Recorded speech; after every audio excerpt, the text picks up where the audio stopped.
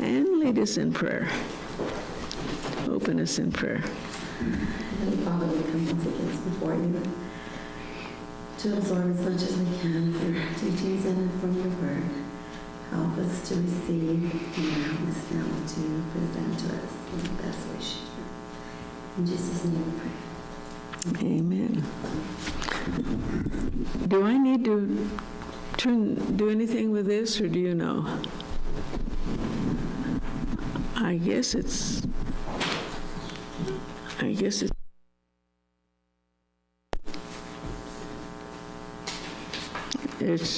Do I need to say anything?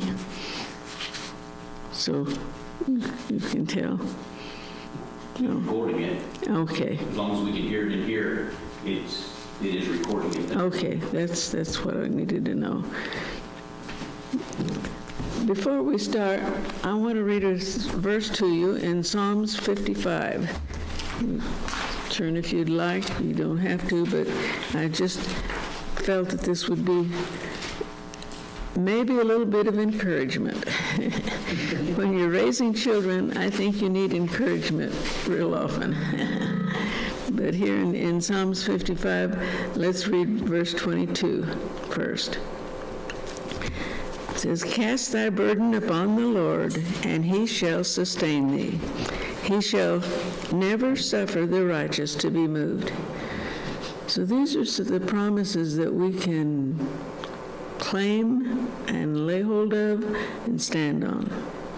Cast thy burden on the Lord.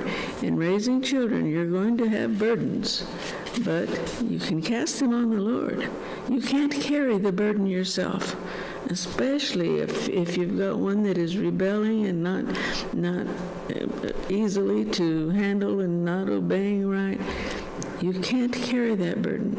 You can do everything that you know to do. You can spend time in prayer, which you need to, spend time in the Word, but cast the burden of it on the Lord. He's able to carry it, and we're not. So that's what pleases him when we do that. Notice also verse 16 of this same chapter. "As for me, I will call upon the Lord, and the Lord shall save me." I believe that, yes, this is a Psalm of David. He had to call upon the Lord, and we have to many times. But the Lord is there to save us. "Evening and morning and at noon will I pray and cry aloud, and he shall hear my voice." How wonderful to know that there's a God in heaven that's all-powerful, all-knowing. He knows exactly what to do in every situation, and he is there to help us. He will help us, but he wants us to trust him. And when we do, then he will carry the burden for us. And that doesn't mean we quit praying. We continue praying, and we continue trusting the Lord and believing him. But he will carry that burden. So in our lesson this evening, I just wanted us to realize that it's very important to follow through on what you've told them. When you tell them to do something, or when you tell them you want something done, or whatever, don't back off, but follow through on that. Don't let them reason with you and say, well, and they'll have a dozen reasons sometimes why they shouldn't do that, or why it's not, you shouldn't ask them, or whatever. If you've told them to do it, follow through on it. That the more you do that, the more they will not begin reasoning and begin trying to get out of what you're asking them to do. We're training our children every day. We're training them to obey with our first word, or training them that they don't have to obey until we say it the second or the third or the fourth time. If we say it that many times, they, in their minds, even though they don't realize what they're thinking, but they have the thought, oh, I can wait until they say it again. Or I can wait until they say it the third time, whatever. We're training them. So the next time you ask them to do something, they'll wait if they don't want to do it right then. So we're training them. We might train them to obey after we've raised our voice. We ask them to do something and they won't do it, and so we get louder. Didn't I say this? No, don't do that. Don't say a word. Don't raise your voice. Just bring a consequence if they haven't obeyed you the first time. If you know that they've heard you, you know that they've understood what they're supposed to do, and then if they don't do it right away, bring a consequence. Now, for young children, smaller children, the consequence, of course, will be different than the teenagers. And so you know your children, and you have to have your consequences that will be something that they are not pleased with, something. Take their phone away from for a while. Don't let them watch TV for a while. Do whatever, different things that they don't want to have to comply for, but bring a consequence. And with the smaller children, you can have them sit down in a chair for so long a time, or have them take away something that they were, a nice toy that they enjoy, whatever, something that they won't like. But you don't always have to spank. If it's just a slight, infraction like that, it doesn't always require spanking. But it does require some kind of a consequence, so they will know that they should have done that, and the next time they will. It says, also, we might train them to obey after we've raised our voice. If that has been your habit, or if you've had the habit of telling them 2 or 3 times before they obey you, sit them down sometime when there's nothing that's been going on, and explain to them, I haven't been doing this right. I haven't been training you like I should, so I'm going to start expecting obedience the first time I say something. And then the next time it comes up, follow through on what you've told them and bring the consequence. Any thoughts or questions on that?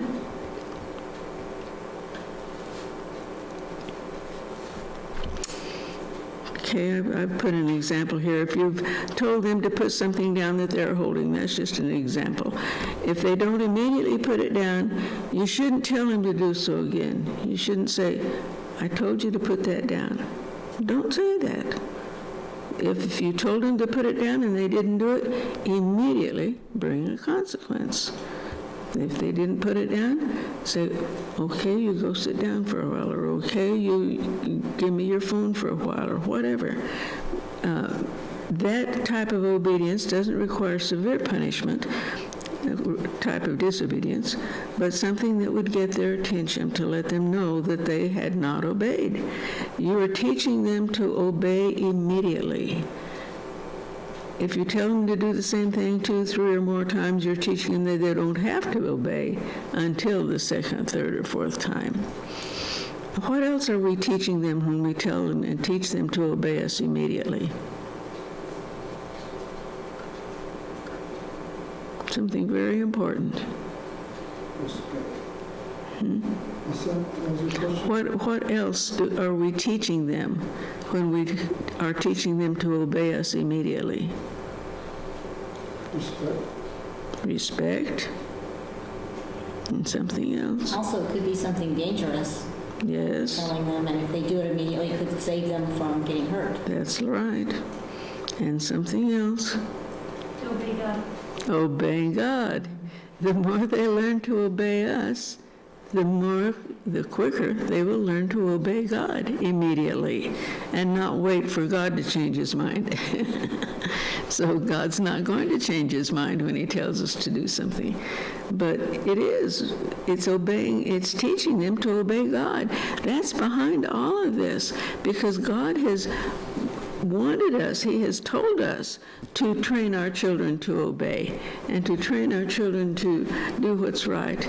Well, we are God to our children until they get old enough for God to start dealing with them. You are God to them, and that's God's plan. He has caused the parents to be the authority to the children that God is to us.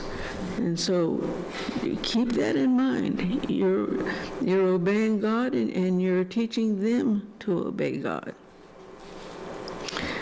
And so then, another example, if they've disobeyed you in something that you have explicitly told them not to do, then you shouldn't make the consequence real easy, but you should, if they're young, you should spank them. And we've talked last week about spanking them, how to spank them. You are to spank them. You don't use your hand, but get a small stick or a branch off of the tree and spank them enough to hurt. Don't spank them through several layers of clothing. That won't hurt them, and it will just make them angry. And that's not what you're wanting. But you've got to make sure that you take enough clothes back, that you're spanking them where it will hurt them. It's got to hurt them, or it will make them angry. And you don't want to do that. You want to cause them to be hurting enough to where they don't want to have to go through that again. If it doesn't matter, I know one instance where this child says, "Oh, that didn't hurt," and ran off. Well, the parent lost that battle. And so the next time, the parent will have to do it harder and do more correctly. So for the older ones, you probably shouldn't try to spank the older ones. That would be very seldom. But do bring a consequence that they won't like, consequence that will cause them not to want to have to do that again. And that's what you're wanting to teach them, to obey you, and to obey you immediately. And then another thing that I think is easy for parents to get into the habit of, they see their child doing something they shouldn't be doing, but the parent is real busy doing something, or they're real tired, they've been working all day or whatever, and they're tired, and it's just a bother to get up and cause the children to obey you. Well, that's when you've got to go through it anyway. Don't stop because it's inconvenient. It will be inconvenient, and it will cause you to have to get up and discipline them when you're tired and when you would rather not have to go through that and all. But you'll often have to be willing to stop what you're involved in, take time to instruct them, to correct them, or to discipline them if that's what's needed. Don't put it off. Ask the Lord to give you the strength and the wisdom and the whatever is needed to put yourself out enough to correct the children. That's your first requirement from God. From God, it's required that we train our children. And if we put it off just because it's inconvenient at the time, the children have lost, and you have lost from God, because this is what God is wanting. So when discipline is needed, it's important to minister at once.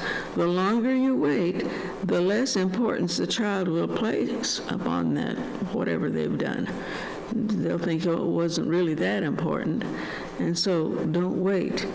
And this scripture in Ecclesiastes, I gave you this scripture once before, but it's good to remind ourselves often.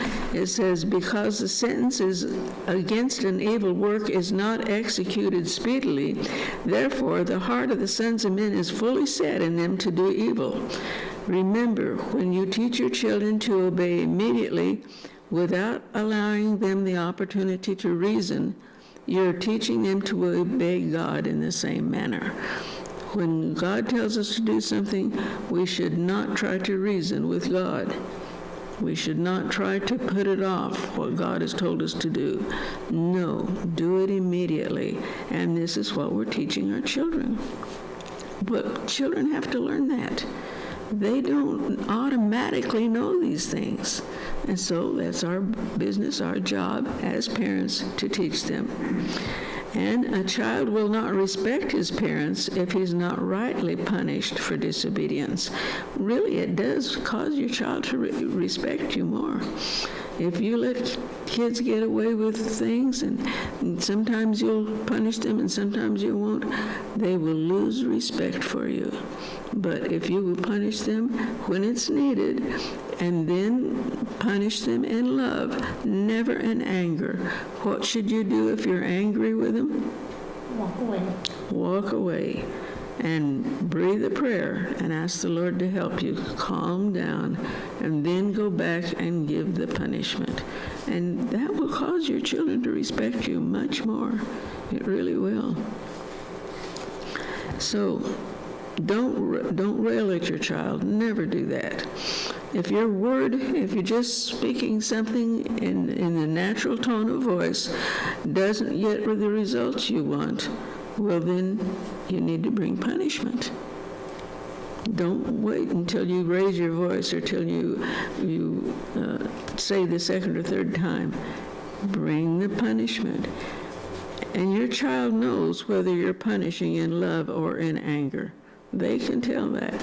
You might think you're hiding it from your child, but if you're angry or if you're impatient, they can tell that. They know it. And you won't get the best results from the punishment. And then I put here, a child should be spanked, that is your younger children, for disobedience, for disrespect, and for dishonesty. Don't ever let your child say no. When you tell them to do something, and they say no, that's disrespect. That needs a spanking right then, right there. Don't let them, and disrespect, if they treat you with disrespect, spank them to the younger children. Give a bad consequence to the older children. Don't allow them to show that disrespect. You've got to require that from them. And then dishonesty. Of course, if they're dishonest, they should always be spanked right then, or have more of a punishment for the older ones. Proverbs 20:30 says, "The blueness of a wound cleanseth away evil, so do stripes in the inward parts of the belly." The inward parts of the belly, I think, is talking about their heart. And the blueness of the wound, sometimes when you spank a child with a stick, small stick, or with a branch off the tree, it might bring a bruise to them. Especially depends on whether the child is very fair-skinned or bruise easily. It might bruise them. You don't want to hurt them in that way, but if it does bruise them, don't feel too badly, because it says the blueness of a wound cleanseth away evil. It will cause them not to want to have that spanking again. And it's not going to kill them. They're going to live through it. But you want to spank hard enough so they don't want to have to go through that again. Or with the older ones, you want to bring a result that's strong enough that they don't want to have that happen again. You know your child, so you know what they like and what they don't like, what would bother them and what it wouldn't matter to them. So get something that bothers them, the older children, and require them to obey in that manner. But with the younger children, spanking does the best job of teaching them, and the spanking is what the Bible tells us to do. And so don't shy away from spanking the children when they are still younger. About what age do you think that would be?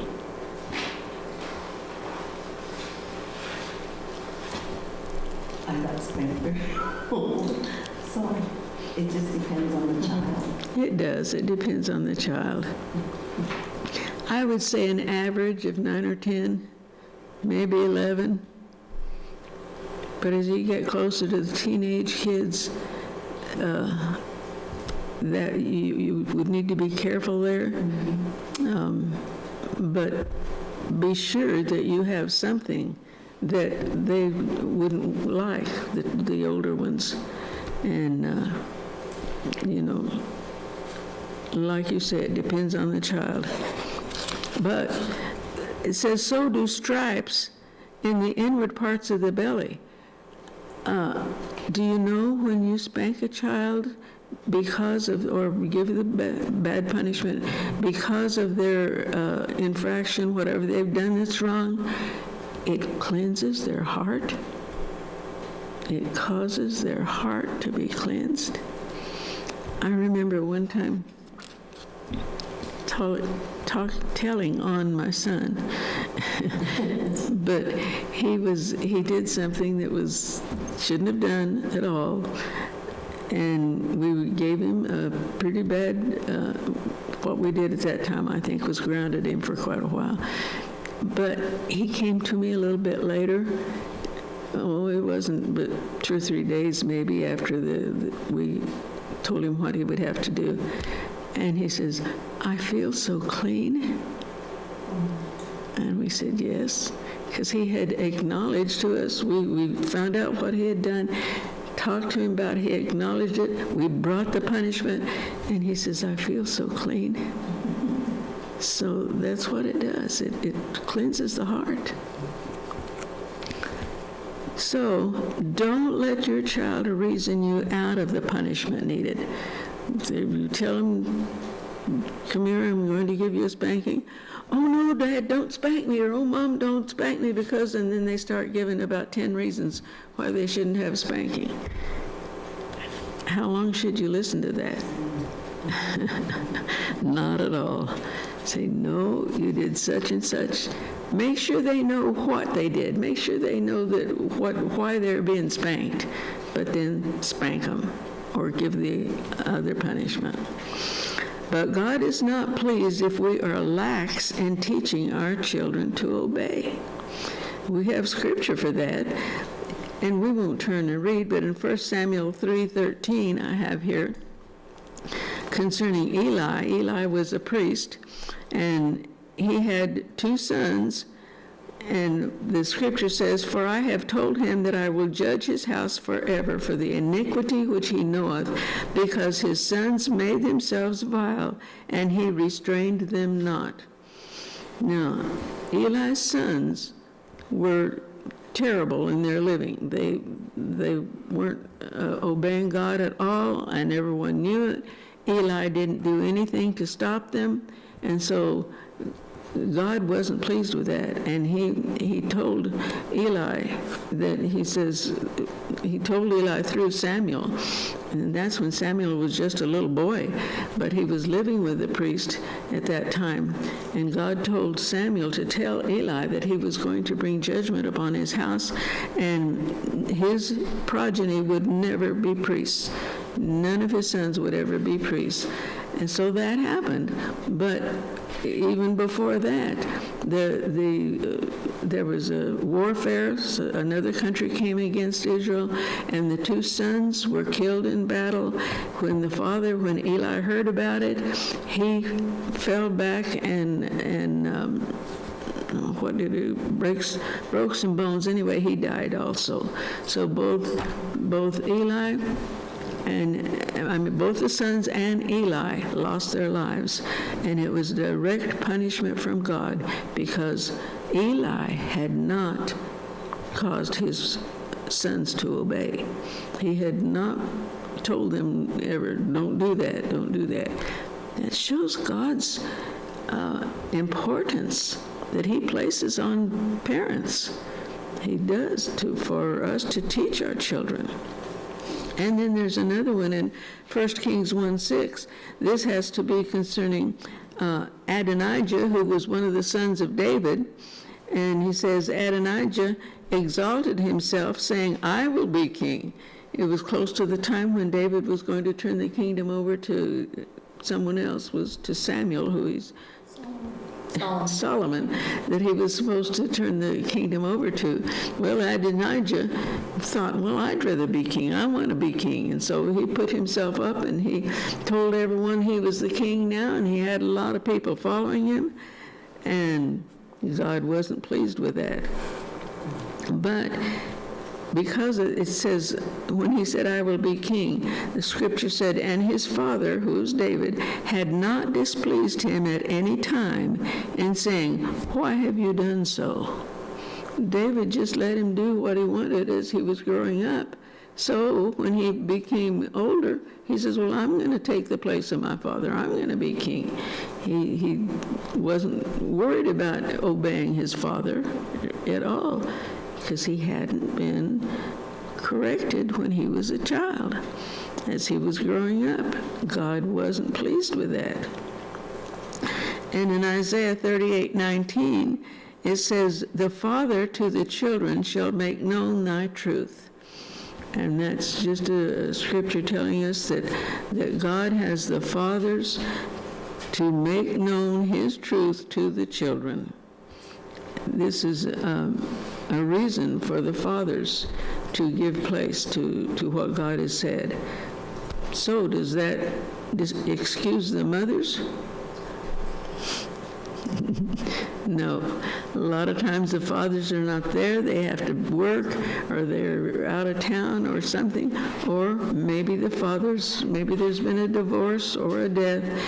If it's up to the mother to train the children, God will give whatever is needed to that mother. He will help her. He will give her wisdom. He will help her to take the place of the father in doing what is needed for the children. But when the fathers are there, God does expect them. And what should the mother do if the father is punishing a child and she's not happy with it? Maybe she thinks the child didn't need that punishment. What should the mother do? Talk to him later. That's right. Talk to them later, not at the time. When the punishment is going on, it's not going to kill that child. It's not going to break his spirit to be punished. Maybe if it isn't really necessary, it still will cause him to respect the father for punishing, for insisting on obedience, and the mother then will talk to the husband about it later, and they will iron it out and realize sometimes the mother might be right, sometimes the father is right, but they need to not disagree in front of the children. Don't do that. In Colossians 3:21, we read, fathers, provoke not your children to anger, lest they be discouraged. Provoke has the meaning of to stimulate to contention. Just keep after the child about something. A lot of times in teasing, most of fathers are known to tease their children a lot, and sometimes it makes the children angry. Well, this is a warning to them. Fathers, don't keep after them about something. If it's something they need punishing for, punish them, but then forget about it. Don't keep after them. It says, lest they be discouraged. That word discouraged means spiritless or dismayed, but where they just don't have any spirit about them. They just are very discouraged. It would be one of the words there. And so fathers have to use wisdom and to be careful about that. Fathers are very important in child training. However, if their father isn't there, God enables the mothers to do what is needed. So always establish responsibility for disobedience. Whenever one of them disobeys, ask them, what did you do that was wrong? And when they tell you, then they know from their own mouth why they're being punished. And that makes it, you don't want to punish them and them not know why they are being punished. Either tell them why, but it's good if you can get them to speak it themselves. is why they are doing it. And then, after you punish them, you need to comfort them in some way. They need reassurance. They need to know that you still love them. They need to know that they can still go to you with their problems and so on. Don't discipline them in some way and then send them to their room. That's punishing twice, and that's not good. That will cause them to not be happy about it, not accept it as well. Don't punish them twice for the same thing, but punish them one time, but enough to where they won't want to do it again. Any thoughts or questions?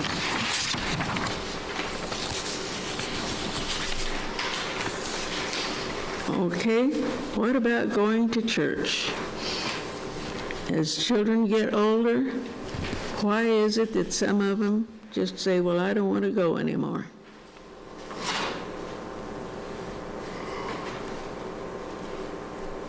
It should be something that they enjoy to do, that they something, not use it as a punishment. Yeah, definitely don't use it as a punishment. Sometimes, well, we're going to go to church, okay, and make it sound like it's a punishment. No, that's not good either. And so they want to walk away from that because it's been pounded into them, and it's just. Vaughn and Renee, your teenagers are still older, are still coming to church. Did you ever have that problem, them not wanting to come? Why do you think you didn't? Because we brought them up in the way they should go, and now that they're older, they're not departing from it. From the time they were babies, you brought them. I think that's the main key there, is from the time they're babies or the time that you first start going to church, take them with you as an automatic thing. And when you do that, it becomes just a part of their life that they expect. And they don't question it. They don't. But one thing about that is if you need to be going to church faithfully yourself. If you don't go to church because there's a good game on, if you don't go to church because there's something going on in town, or this, or because this or that, because you're not feeling up to it. If you're sick, of course, stay home. But if you're not faithful in going to church whenever you can, then your children won't be faithful. They will follow that. You are their example. And so make sure that you go to church every time the doors are open, that unless there's some real reason that you can't. And if you take them from the time they're babies, they'll automatically expect to continue going as they get older. And if that hasn't been the case in your family, set them down and explain to them the importance of obeying the Lord in this way. Even going to church is because we're obeying the Lord. In Hebrews 10:25, we read, not forsaking the assembling of ourselves together as the manner of some is, but exhorting one another, and so much the more as you see the day approaching. What day is that talking about? Coming of the Lord. And it's getting closer and closer. And he says, go much more as you see the day approaching, but not forsaking the assembling of yourselves together. I noticed something in this verse just recently that I hadn't really noticed before. He said that we should go to church. We shouldn't forsake going to church. That's what assembling ourselves together. But he says exhorting one another. That's goes along with fellowshipping with one another, which we do. And so much the more as you see that the coming of the Lord is soon. But he doesn't say anything about so that you can learn the word more. I hadn't thought of that. Because to me, an automatic thing of going to church is to learn more of the word. And we do that, and that's what the Lord wants. But it's also just to have the fellowship, I think, and have it, being able to exhort one another, being able to hear what some others would be telling us that it would be good if we would do, or helping us in some way. We need each other. And so we get that as we go to church. And so I thought that was real good to think about, because especially now, since we've had this problem with this COVID virus, and people are getting the lessons from our church and from many other churches online. And so does that give them the privilege, if they're not a privilege, but does that give them the excuse? They're getting the lessons online, now they don't have to go to church? You still miss a lot. We still miss a lot, and it's still not obeying God. It says not forsaking the assembling of yourselves together. So it is in obedience to God that we come to church, even though we might get the word from online, but it's still not obeying God. And in Deuteronomy 31:11-13, we read, when all Israel is come to appear before the Lord thy God in the place which he shall choose, that would have been, in our instance, that would be the church.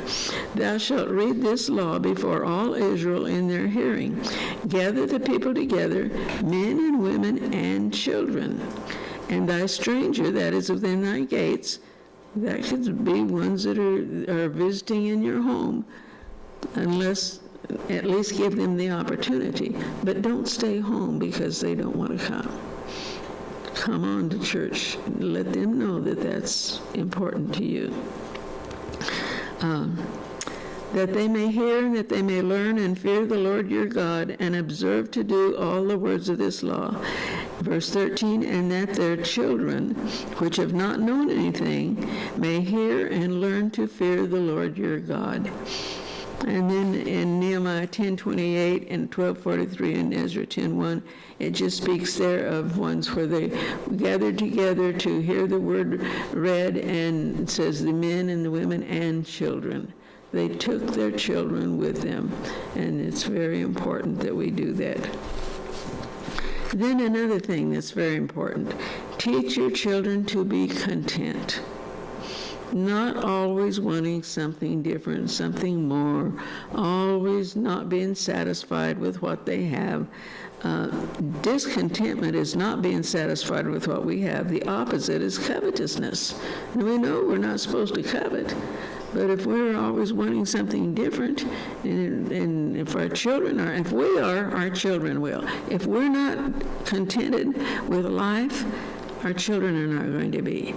And if we are receiving things, everything we have is from the Lord, and we're contented with what we have, then our children will be also. But we have to teach them that, because there's so many advertisements and things around, even peer pressure from the ones that other children have different kind of shoes or different kind of clothes and so on, so they want that.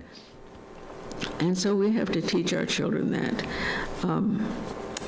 All of this discontentment promotes dissatisfaction, and we need to teach our children to be satisfied with what God has given us.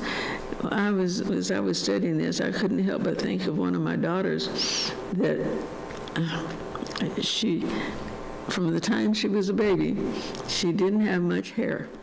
She had short hair, it was thin, she couldn't do anything with it, it wouldn't grow long, she couldn't do anything with it, and I really felt sorry for her. I didn't let her know that, though. But she kept just fussing. She would even, when she was just a young child, she would get one of these long stockings, and she'd pin it up here so she could switch her hair and make her think that was her hair. That just shows how dissatisfied she was. So I finally sat her down one day when she was a little bit older. I don't know how old she was when I finally talked to her. I said, Karen, this is the way the Lord has made you, and He wants you to accept it from Him and be satisfied. And so she was. It took a while for her to really accept it, but she did finally. And she never has. She still doesn't have much hair. But that's the way the Lord made her. She needed to learn to be content. So whatever it is that our children have or don't have, take it as from the Lord, and they won't do that if you don't teach them. Teach them to take what they have as from the Lord. They don't always need something more. They don't always need to keep up with the Joneses, but teach them. And there's many scriptures in Philippians 4:11. Paul says, not that I speak in respect of want, for I have learned in whatsoever state I am, therewith to be content. Whatsoever state. Now, he had a lot of suffering to go through. He had a lot of people that rejected him. He didn't have a wife. Maybe he had wanted one. I don't know. But he had learned, and he had to learn that. In whatsoever state I am, therewith to be content. Accept life the way the Lord has given it to you, and teach your children to do that, and there will be much more satisfaction and happiness in the home. That's what brings happiness. 1 Timothy 6:8 says, but godliness with contentment is great gain. We can live as much as we know to obey the Lord, but if we're always dissatisfied and always something different, that's not obeying the Lord.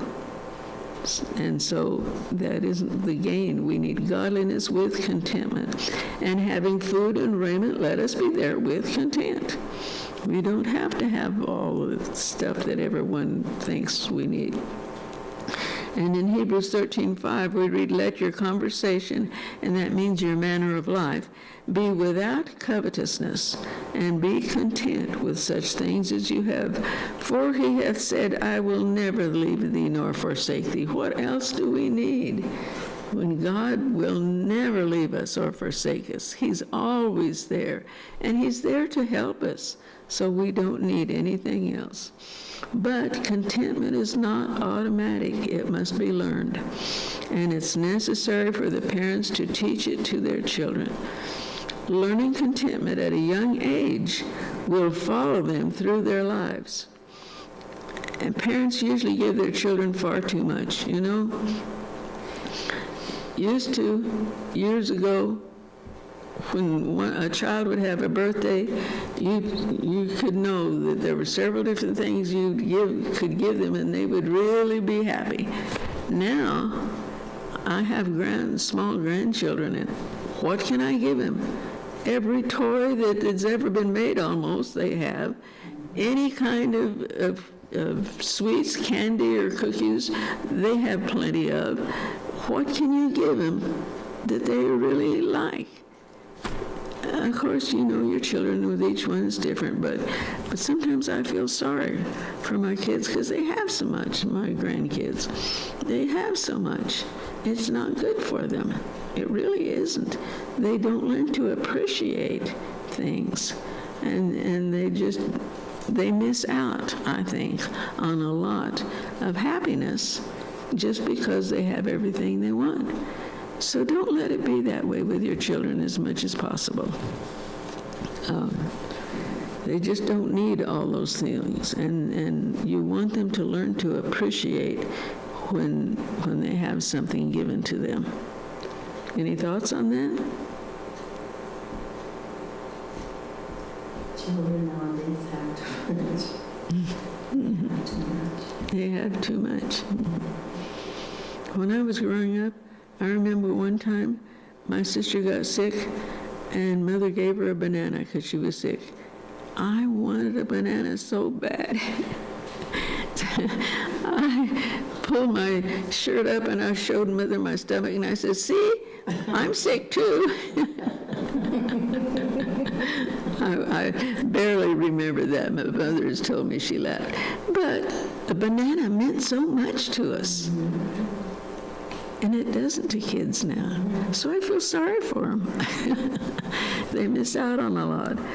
But as parents, we can help that to a degree anyway. And then obedience. What is God's thought on obedience? In 1 Samuel 15, 22 and 23, we read, "Has the Lord his great delight in burnt offerings and sacrifices," that's religious activities, "as in obeying the voice of the Lord?"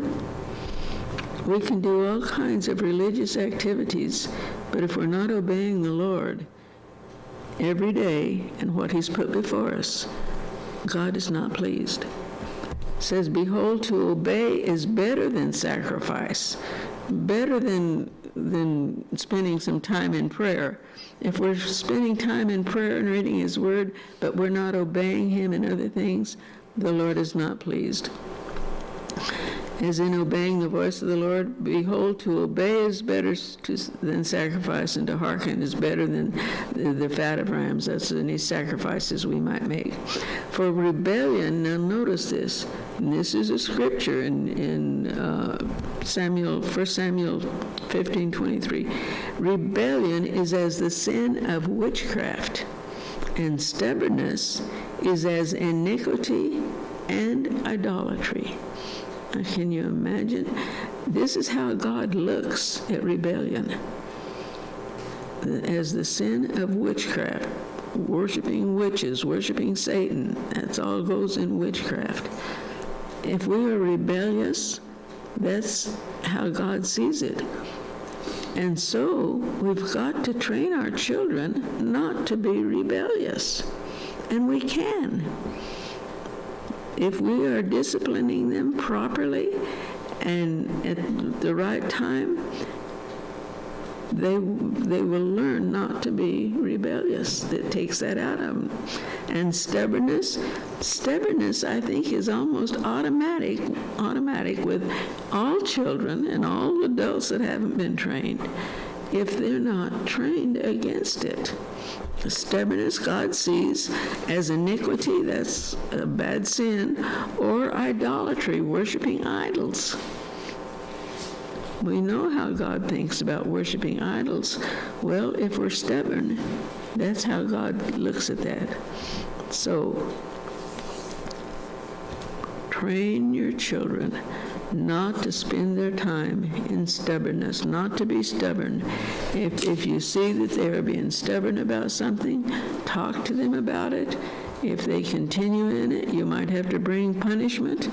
Do whatever you need to do to work that out of them, which you can.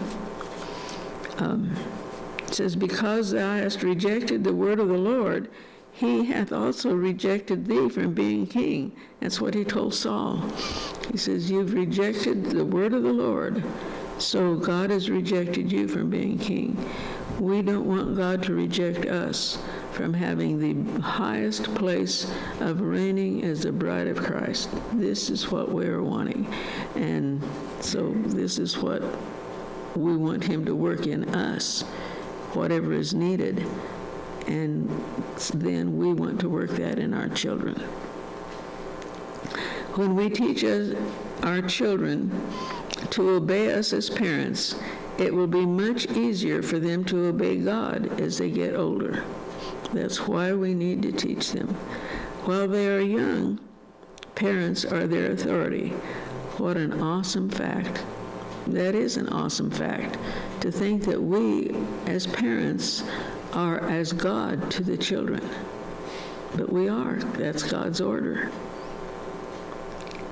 We need to be to our children what our Heavenly Father is to us. Obedient children are happy because secure and because they know their limits. They're happy and they're secure when they know their limits. How do you cause children to know their limits? Give them boundaries. Give them boundaries, yes. Cause them to know what their boundaries are. Talk to them. Explain to them when there's no punishment involved. Just explain to them what you expect and what is needed and why. Explain to them that if they obey you, they're learning to obey God. And children can learn, and that means a lot to children from the time they're 3 and 4 years old. They can learn that why they should obey their parents. Now, before that, when you start training them when they're babies, small babies, but then as they get up to ages 1 and 2, you'll start having to bring punishment to them if they're not doing right. But the more you do that, it's like I told you last week, this lady that had 25 children and she raised them all, and all of them, I believe, served the Lord. I know this was Charles Wesley, and what's the other one? Brother. Well, what's his name? Can't remember. Anyway, the two Wesley brothers. John Wesley, that's right. She said she spent her time raising your children and training them. She says, if you will train them from the time they are just small babies, by the time they're 2 years old, you won't have to spank them very often. Just very seldom will you have to spank them after that time, because you have trained them. And you can train them. But if you're training right, I don't think you would have to spank them much after 3 or 4 years old, because they know that they're going to get a spanking and they don't want that spanking. And so they will learn. So children also need to be taught to have the right attitude towards correction. Proverbs 15:32. Let's turn to Proverbs and read. There's a few scriptures I want to read here. Proverbs 15:32 first.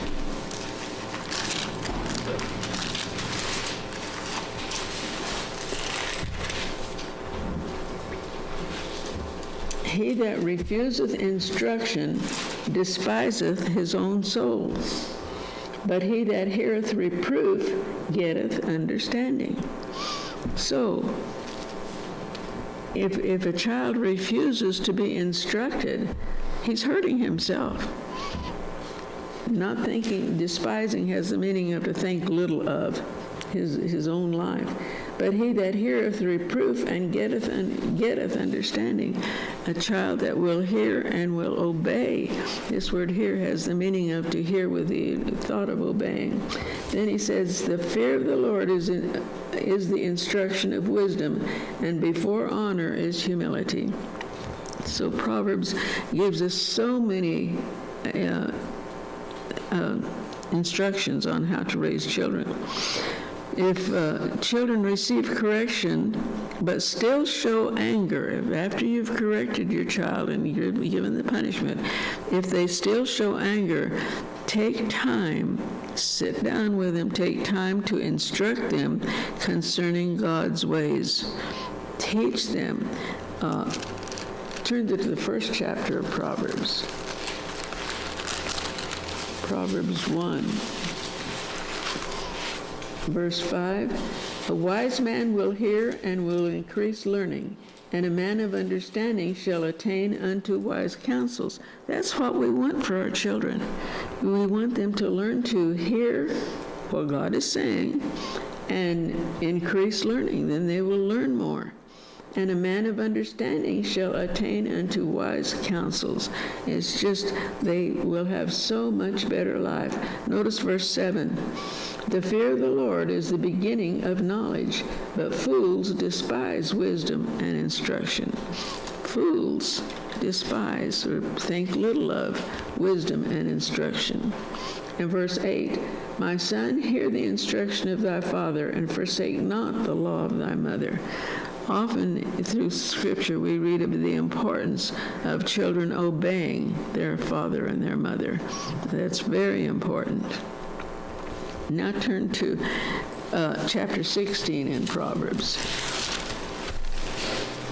I want to read verse 32.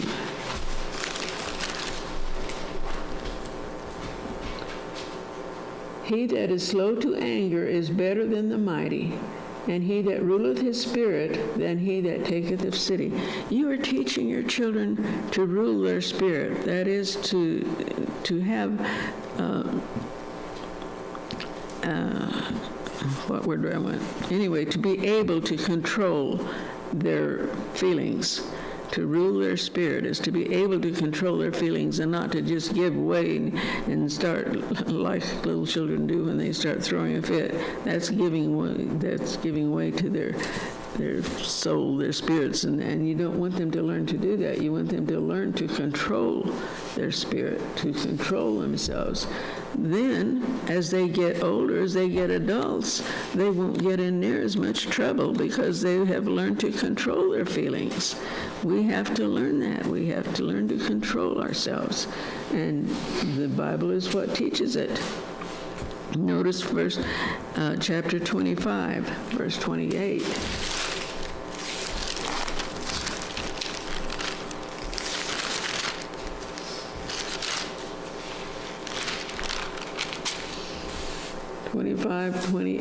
He that hath no rule over his own spirit, like we've been talking about, is like a city that is broken down and without walls. So we need to have rule over our own spirit, and we need to teach our children that. I put obedience is God's order, and he has ordained that parents teach that to their children.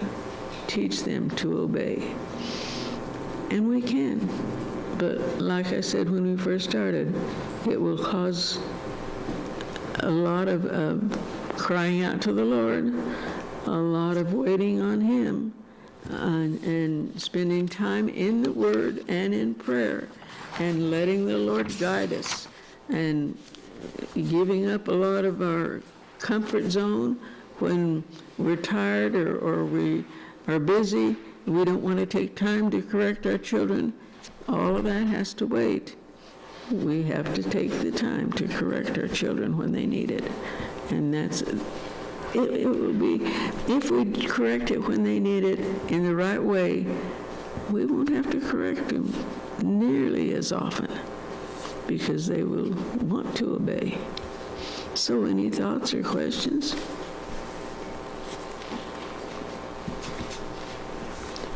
Well, I've got some questions. Next week will be our last week for these lessons.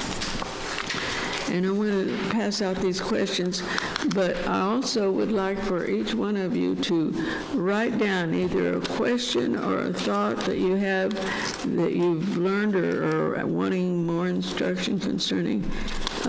Write down something, and so I can read it and we can all discuss these things.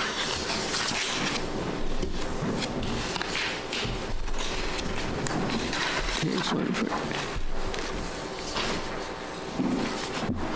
And I appreciate all of your coming. I appreciate your being faithful to come and hear this. A lot of it, I'm sure you have already known, but just to have it talked about is sometimes a help. So, Vaughn, dismiss us in prayer. Father, we thank you once again for the opportunity to sit at your feet and to learn. Lord, we thank you for these lessons and the things that we've been learning, Lord, about what is truly the most important ministry that we will ever be a part of. Amen. I thank you, Father, for the word. I thank you, Lord, for Nellie's discipline and willingness to teach it. And I ask, Lord, that you would help us now as we meditate on it, as we go back through it. Drive these things in our hearts, Lord, so that we might correctly raise our children in the way that they should go. Thank you again for all you're doing here. We ask that you would go with us and bring us again safely. In Jesus' name, amen. Amen.